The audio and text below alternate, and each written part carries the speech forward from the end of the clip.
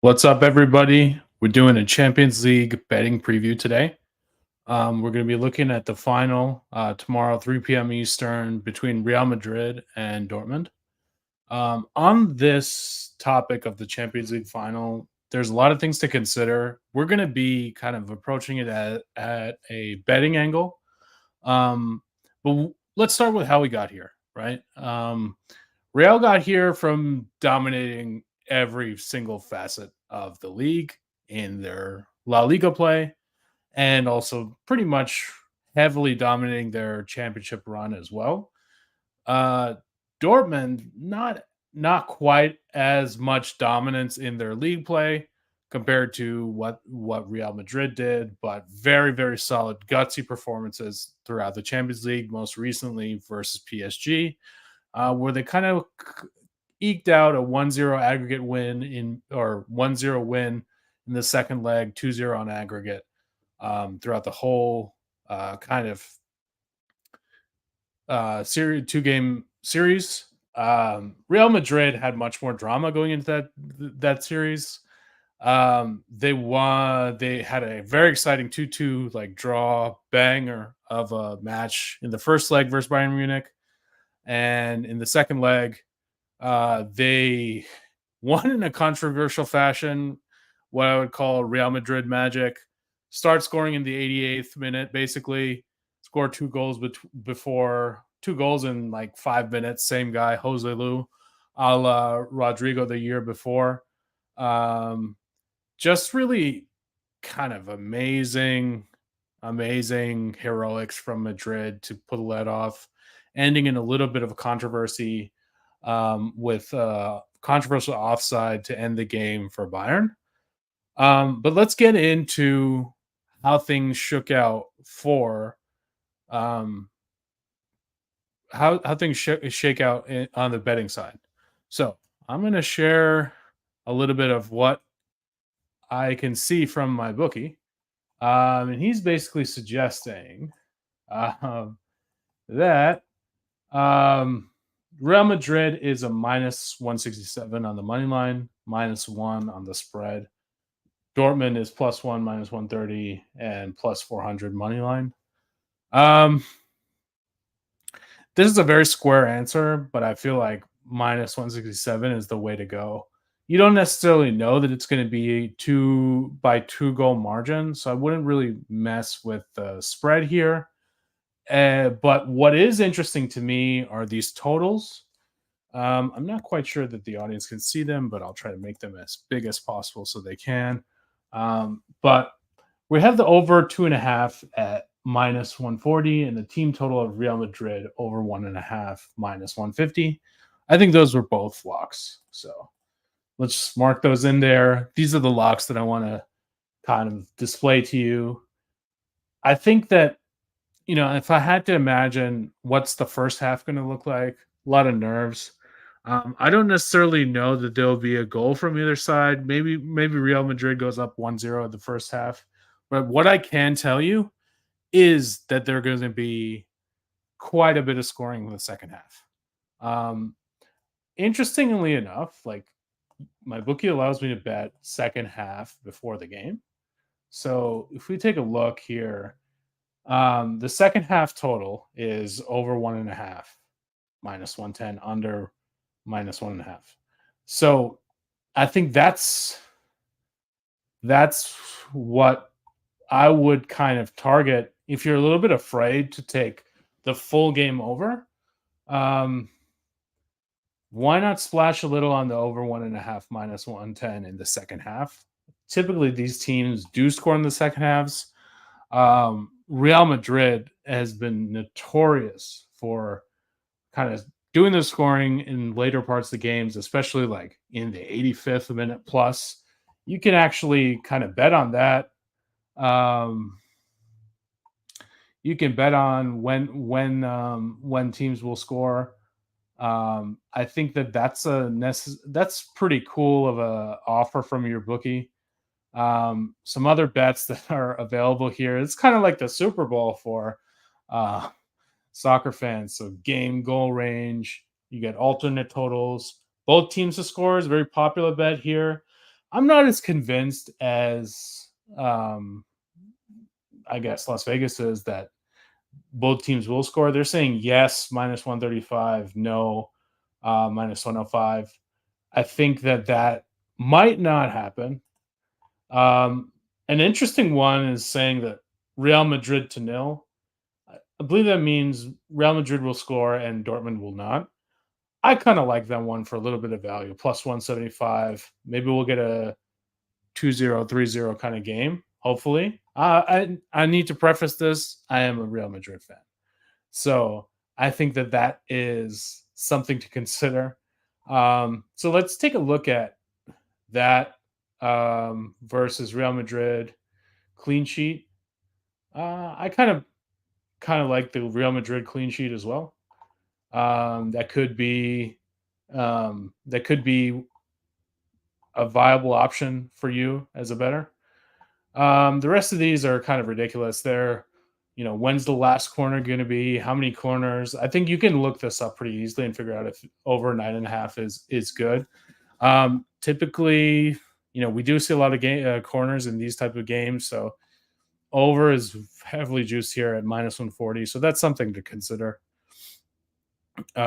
Is there going to be a sending off? The exact number of cards? Who's going to get sent off? The correct score? All these kind of things are available to you. Again, this is basically saying that this is going to be a crazy game, and this is very similar to the Super Bowl in the sense that you can bet on almost anything here. I kind of fuck with this plus, over 2 goals plus 185. I think the most likely result is that there are going to be 2 goals scored in the second half. But it would be sick to just have like an outpouring of goals in the second half. So I don't mind taking this over 2 plus 185. I think for the most part, you're going to push this. The under is heavily juiced here, but I don't know. If I've seen Real Madrid once, I've seen them so many times. I believe that there's going to be a lot of second half scoring. So you might ask, like, who does Vegas think is going to score? They're basically telling you Vinny is going to score, Vinicius Jr., Rodrigo's going to score, Jude Bellingham is going to score on Real Madrid, and then Fulkrug, who's a Munich striker, is going to score. For some value, I'd like to pick one of these, Marco Reus or Jadon Sancho. Marco Reus likely last game at Dortmund. It could be, some sort of emotional return or emotional send off for Marco if he does score. But I think Jadon Sancho's in form, and he wants to prove to the world that he's not what he was at Man United. So that would be an interesting thing for me to look at in terms of someone who might score. That's kind of not as much of a goal scorer on Madrid. I like Federico Valverde here to score plus 500. I think that's a decent amount of value. Obviously they're telling you Vinicius Jr. is going to score, Rodrigo might score, Jude Bellingham is going to score. That's obvious. Those are the 3 biggest offensive players or goal scoring threats this year for Real Madrid. But I wouldn't be surprised if there's more midfield goals in this one versus other ones. Second half, for again, the way I see the first half playing out is that you might see a little bit of nerves, maybe a 1-0 score after the first half. But I do see the goals pouring in the second half. Again, like this is not financial advice. Full disclosure, I am a huge Real Madrid homer, so take that with a grain of salt. But I do think we're going to win, and it should be 2-1, 3-1 type of game. So I think your over would hit there, your team total would hit there, and other things would hit there as well. Wouldn't be surprised if it's 1-0 or 2-0 Real Madrid. I would be shocked if like Dortmund just blasts us, but I don't think that's really that much in the realm of possibility. Um, from a Real Madrid fan perspective, it's kind of a sad game. Last game for Tony Cruz. He's the type of player that, you know, he's an engine behind the scenes. Um, think of like a quiet but very productive player. Maybe like a Marvin Harrison Sr. Like you never hear from him, but he's a legend. That's who I think Tony Cruz is.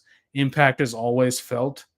Um, really, really solid fundamental player.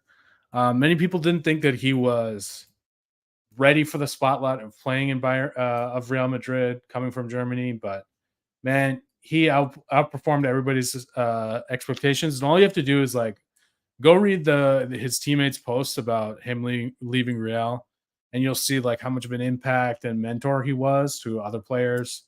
Um, so that yeah, that part of it is sad, but I think what's interesting is you're coming into a situation now for Real Madrid where they have a sick team and they might actually get like one of two pieces that would make them like all-time all-star team level performers. Like Mbappe is supposed to come here, Alfonso Davies from Bayern also.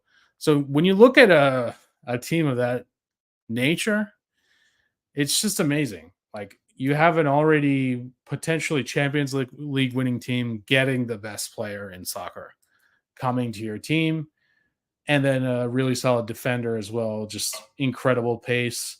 But the interesting thing is that they're an incredibly young team.